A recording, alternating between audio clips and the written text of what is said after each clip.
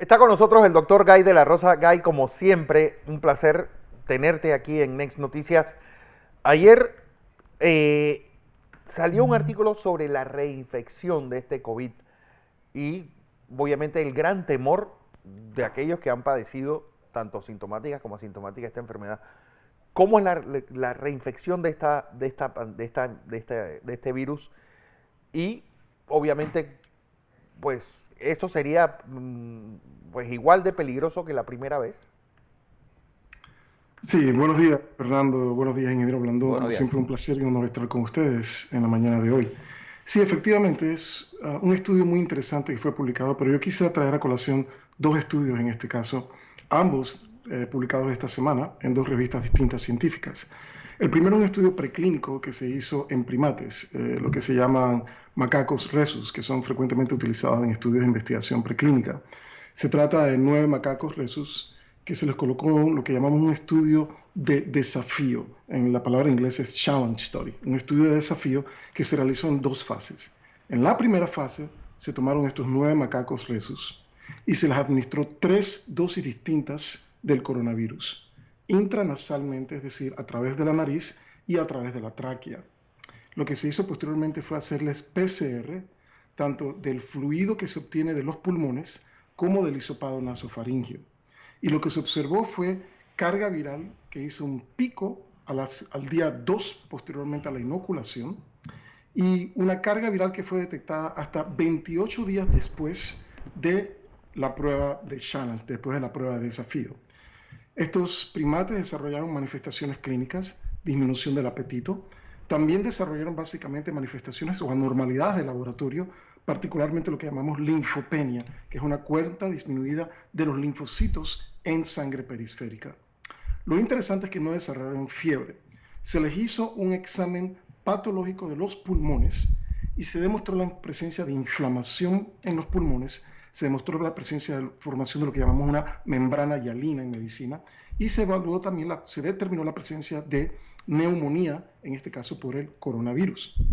Interesantemente, estos primates pasaron a la segunda fase del estudio, en donde se les hizo un redesafío, es decir, se les reinoculó con el coronavirus. E interesantemente, lo que se observó fue ausencia de infección en estos primates. Ellos tenían una respuesta inmune que se presentó básicamente en todos estos primates, lo cual sugiere que al momento de la reinfección o al momento de ser redesafiados con la reinoculación del virus, no se estableció la infección por la presencia de anticuerpos. Así que es un estudio nuevamente limitado en cuanto al número de primates que se utilizó en el estudio, pero empieza a darnos luces de que la respuesta inmunológica que vemos puede proteger contra la infección. Sin embargo, esto es un estudio obviamente en primates, tenemos que irlos a la data de humanos y ese es el estudio que quería traer a colación como segunda parte.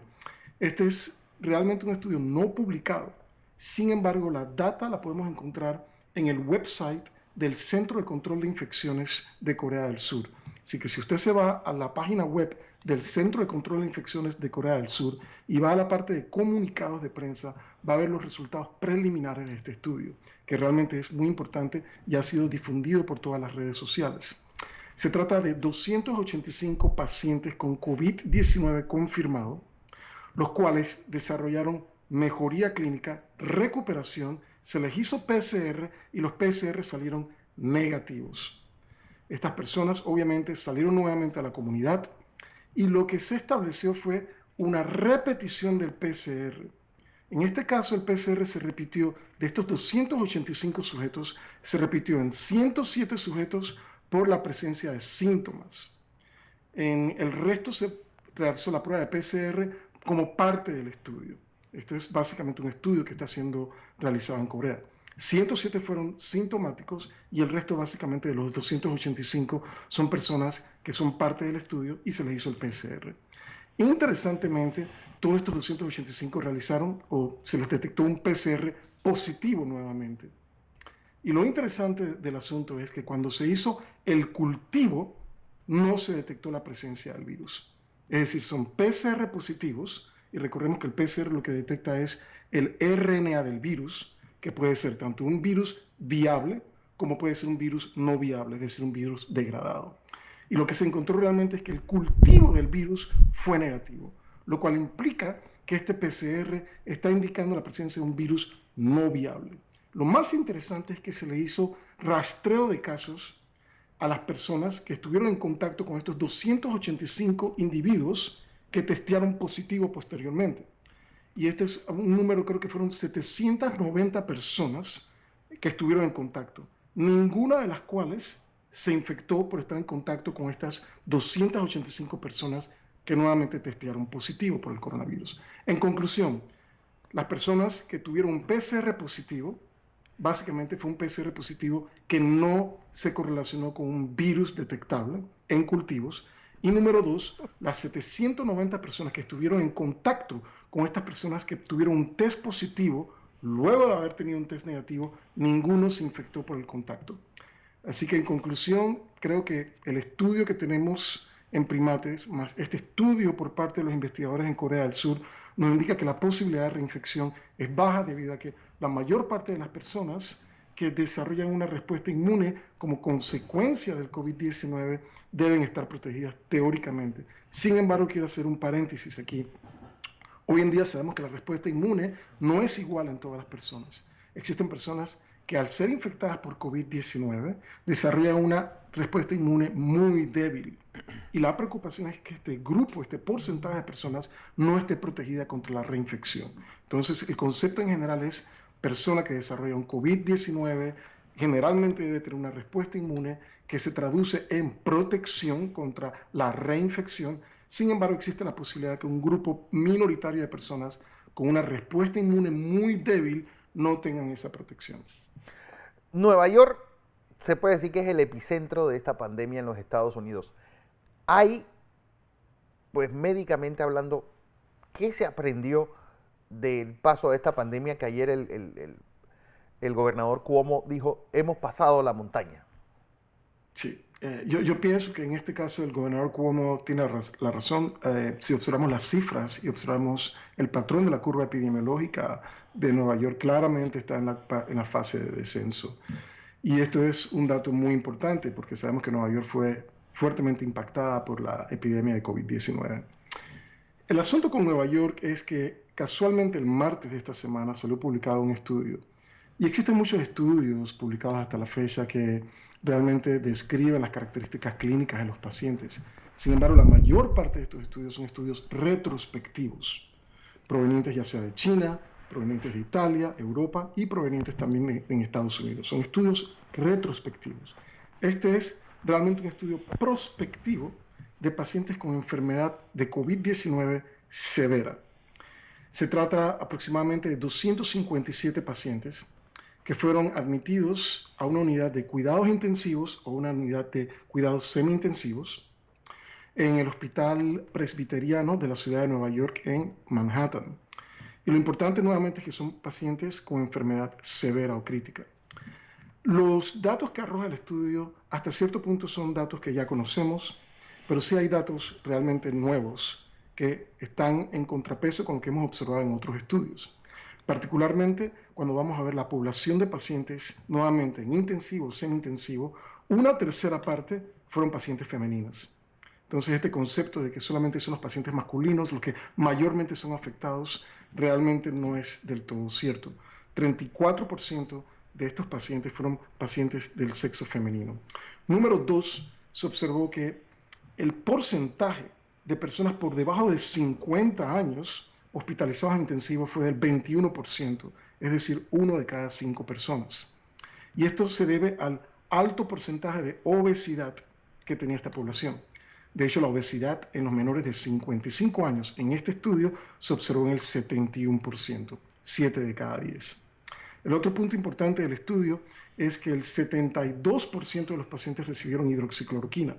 A pesar de todo lo que se ha discutido acerca de la hidroxicloroquina en fecha reciente, sigue siendo un arma terapéutica ampliamente utilizada por los médicos en Estados Unidos, lo cual es reflejado en este estudio. 7 de cada 10 personas recibieron hidroxicloroquina.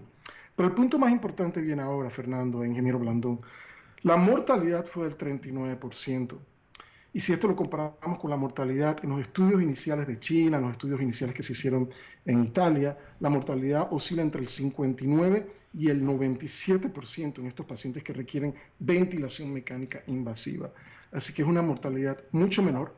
Pero pienso realmente que esto se debe al hecho de que al pasar de las semanas, los médicos tuvieron la experiencia de aprender cómo lidiar con estos casos de enfermedad severa y el manejo médico mejoró a consecuencia de la experiencia que se estaba ganando.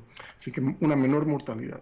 El otro punto fue que ellos, desde el punto de vista estadístico, como un estudio prospectivo, tiene la robustez para poder determinar desde un punto de vista estadístico cuáles son los factores que predicen mortalidad, cuáles son los factores que predicen muerte. Y se encontró básicamente que el factor predictivo número 1 de mortalidad es la presencia de una enfermedad pulmonar crónica, como era de esperarse. Sin embargo, se encontraron otros factores, enfermedad cardíaca y la edad, como ya conocemos de los otros estudios. Sin embargo, 2 exámenes de laboratorios fueron predictivos de mortalidad. Uno es uno que se llama interleuquina 6 y el otro es uno que se llama dímero D. La interleuquina 6 es un marcador de inflamación sistémica y el dímero D es una proteína que se secreta en altos niveles en los pacientes que tienen un problema de coagulación, que tienen trombosis, que tienen coágulos dentro de los vasos sanguíneos. Y este es un hallazgo muy importante, porque estos 2 laboratorios elevados predicen mortalidad, lo cual implica, número 1, el alto componente inflamatorio que caracteriza el COVID-19 y número 2, el hecho que ya se ha descrito de manera anecdótica que estos pacientes pueden tener un problema de coagulación intravascular diseminada, es decir, la formación de coágulos en los vasos sanguíneos, tanto de gran tamaño como los vasos sanguíneos de pequeño tamaño. De ahí la importancia de los estudios que se están realizando hoy en día con inmunomoduladores, es decir, bloqueadores de la interleuquina 6, y los estudios que se están realizando con respecto a anticoagulación. De hecho, la anticoagulación es algo que ha sido utilizado en muchos hospitales. Tengo entendido que ese es otro parámetro que se está utilizando en los hospitales en Panamá. Sin embargo, hay que recordar que toda la información que ha sido generada hasta el momento es información anecdótica. Requerimos de estudios controlados que nos demuestren que tanto el bloqueo de la interleuquina 6 como también el uso de anticoagulación van a ser beneficiosos en estudios prospectivos, los cuales están siendo realizados a la fecha. El ingeniero Blandón con nosotros, Gay. Buenos días, doctor. Buenos días, ingeniero Blandón. ¿Cómo está? Tengo 2 preguntas para usted que las recojo de la preocupación de la gente que lo escucha usted con atención todos los días que usted se presenta aquí, los días que usted se presenta aquí con nosotros. Una, vacuna. Hay un hecho notorio que sin precedentes en la historia científica del mundo, se trabaja a una velocidad increíble en la producción de una vacuna, o la vacuna que sea necesaria.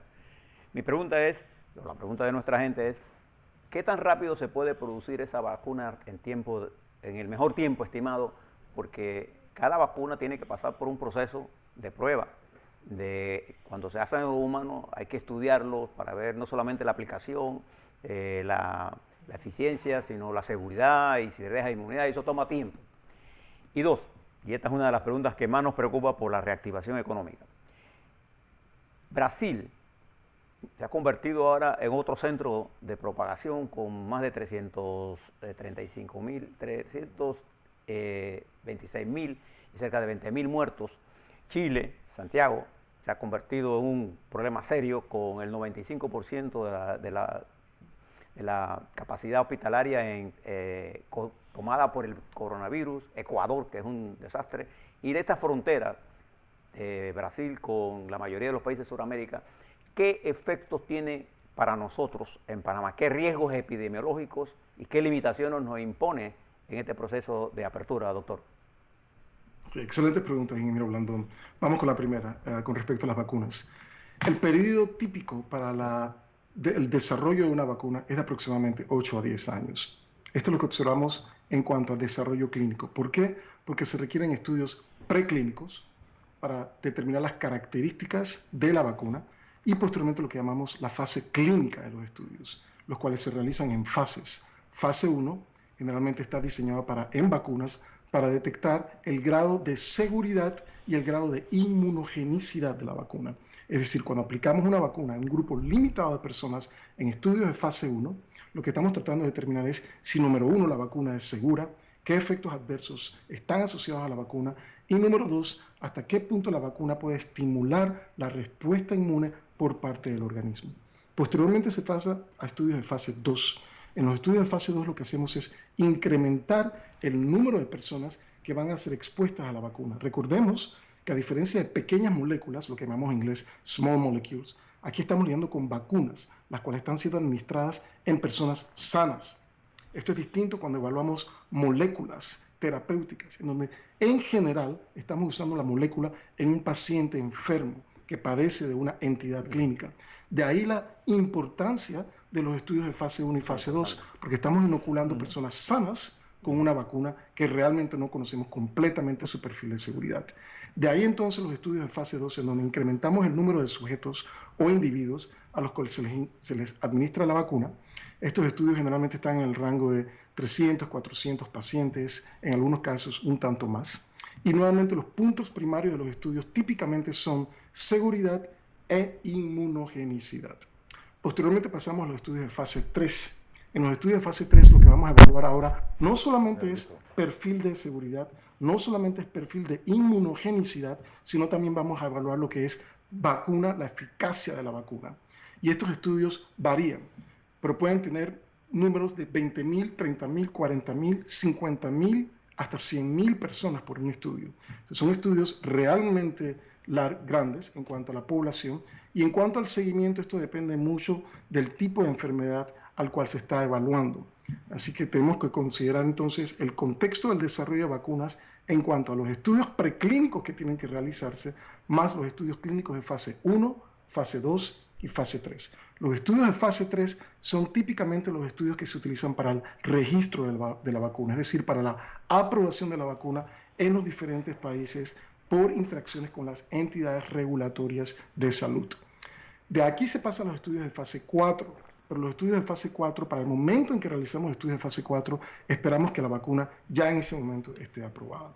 Así que es un proceso largo, es un proceso que requiere un alto grado de inversión por las compañías farmacéuticas y, como podemos observar, es un periodo de 8 a 10 años. Lo que se está haciendo hoy en día es acelerar este proceso por múltiples mecanismos. Número uno, por ejemplo, el presidente Trump, casualmente la semana pasada, estableció un nuevo programa que se llama Warp Speed. Es decir, estamos tratando de acelerar el proceso de aprobación de las vacunas y evitar todo este proceso burocrático que en realidad lo que hace es hasta cierto punto enlentecer el proceso. Número dos, la idea es que en fase 2, las compañías que tienen la factibilidad, el proceso de manufactura, incrementar la producción de la vacuna en fase 2, de manera que no tengamos que esperar a la fase 3 para entonces iniciar la producción de la vacuna, porque esto causaría básicamente un retraso en la capacidad de las compañías para poder suplir la demanda mundial de vacunas. Así que la idea es básicamente en fase 2 incrementar la producción. Obviamente esto se hace bajo riesgo, porque si los estudios de fase 3 no demuestran la eficacia y el perfil de seguridad que nosotros deseamos, entonces en ese caso se pierde todo este potencial de vacunas que fueron creadas. Así que esto siempre se hace bajo riesgo. Lo cierto es que en fase 2, y esto es importante enfatizarlo, no tenemos un entendimiento completo, un entendimiento absolutamente global acerca del perfil de seguridad. Así que desde ese punto de vista, obviamente, se van a tener que hacer múltiples análisis para tratar de determinar con el mayor grado de certeza cuál es realmente el perfil de seguridad de la vacuna. Lo cierto es que los estudios de fase 3 van a ser necesarios. No podemos eliminar los estudios de fase 3 porque por el hecho de que son estudios realizados con una amplia población, son los estudios que nos dan realmente la capacidad de nosotros para poder entender si la vacuna es segura y es efectiva. Así que lo que vamos a tratar de hacer es acelerar el proceso, recortarlo de 8 años a 10 años a un periodo de aproximadamente 1 año y medio. Y esto es un récord, esto realmente es algo inédito en cuanto al desarrollo de vacunas a nivel mundial. Así que tenemos que tomar esto en consideración. Número 2, el número de compañías que hoy están trabajando en vacunas es realmente un récord. Realmente la mayor parte de las compañías que están involucradas en vacunas ya han colocado proyectos al frente para desarrollo de vacunas, ya sea en fase 1, fase 2 y próximamente en fase 3. Recordemos que hasta la fecha tenemos 110 vacunas que están siendo evaluadas en diferentes estadios, en diferentes fases del desarrollo clínico. Y hoy en día tenemos básicamente más de 1.400 estudios que se están evaluando medicamentos, obviamente para el tratamiento de pacientes con COVID-19. Así que esta es un área terapéutica que va a surgir muy rápidamente. La data va a ser publicada de una manera exponencial y yo pienso, si pensamos positivamente, creo que para este año va a ser muy difícil tener una vacuna. Pienso que para el año 2021 vamos a tener una vacuna, probablemente vamos a tener más de una vacuna. Y este es un punto importante, ingeniero, porque no todas las vacunas tienen la misma plataforma. Como habíamos comentado en el día de ayer, existen vacunas que están basadas en antígenos, existen vacunas que están basadas en el virus per se, ya sea un virus atenuado o un virus inactivado. Existen las vacunas de DNA, RNA y la plataforma que conversamos en el día de ayer de Moderna, que es una vacuna a base de RNA mensajero, que hasta la fecha no existe en humanos una vacuna aprobada con esta plataforma de RNA mensajero. Así que realmente los esfuerzos son cuantiosos, son colosales, yo diría en este caso, para el desarrollo de una vacuna. Yo pienso que la vamos a tener. Lo que vamos a observar es que la eficacia y el perfil de seguridad de las vacunas va a variar. Y eso lo tenemos que tener presente. No todas las vacunas van a tener el mismo grado de eficacia, no todas las vacunas van a tener el mismo grado de seguridad. Así que eso es algo que va a tener que ser evaluado también en el contexto de cuáles son las vacunas que tenemos accesibles y cómo entonces suplimos esa demanda mundial. Yo pienso que esto va a ocurrir en fases, no se va a poder vacunar a todas las personas inmediatamente. Pienso que lo que va a ocurrir es que se va a vacunar a aquellas personas que tienen el mayor riesgo de morbimortalidad, personas con enfermedades de fondo, personas mayores de 60, 65 años de edad. Me parece que tienen que ser los que deben recibir la vacuna inicialmente, nuevamente debido a su riesgo de morbimortalidad. Así es. Guy de la Rosa, como siempre. A ver, ¿qué tenías que añadir, Guy? Sí, es con la segunda pregunta que el ingeniero Blandón hizo, creo que era con respecto a la reactivación en América económica. Latina. Bueno, ¿se la puede recordar la pregunta? Esa expansión que tendría el virus con ese epicentro nuevo colocado hacia Sudamérica, Brasil y Chile. Claro, y recordemos, el virus llegó a Panamá, el virus llegó a Estados Unidos, el virus llegó a Europa por medio de vuelos aéreos. Y esto es algo que está claro, los vuelos surgieron de Wuhan hacia el resto del mundo y aquí ocurrió obviamente la diseminación. La costa oeste de Estados Unidos fue impactada por los vuelos que venían de China, la costa este de Estados Unidos fue impactada por los vuelos que venían de Europa. Panamá es probable que fue impactada por múltiples áreas geográficas, sencillamente porque Panamá es un hub aéreo. Así que el hecho de que Brasil se ha convertido en epicentro en Sudamérica y ahora el problema con Chile nos debe preocupar, porque esto técnicamente implicaría la introducción del virus por medio de personas que viajan ya sea de Chile o de Brasil hacia Panamá, ya sea como punto de destino final o como punto de tránsito. Y recordemos, esto de la medición de la temperatura, cuestionarios, todas estas maniobras que se hacen a nivel de aeropuerto no van a funcionar. Y esto se lo puedo decir categóricamente a las autoridades. No va a funcionar. ¿Por qué? Porque el periodo crítico de transmisión del virus son esos 4 o 5 días previos al inicio de los síntomas, en donde el paciente va a estar afebril, es decir, sin temperatura, y el cuestionario realmente tiene un sesgo innato cuando se realiza. Así que creo que tenemos que tener esto muy presente en Panamá, a lo que las autoridades deben tener muy presente, porque la introducción de estos vuelos a Panamá prematuramente lo que va a causar es introducción del virus en nuestra comunidad. Así es. Guy de la Rosa, ahora sí, gracias por estar con nosotros, como siempre, aportes importantes.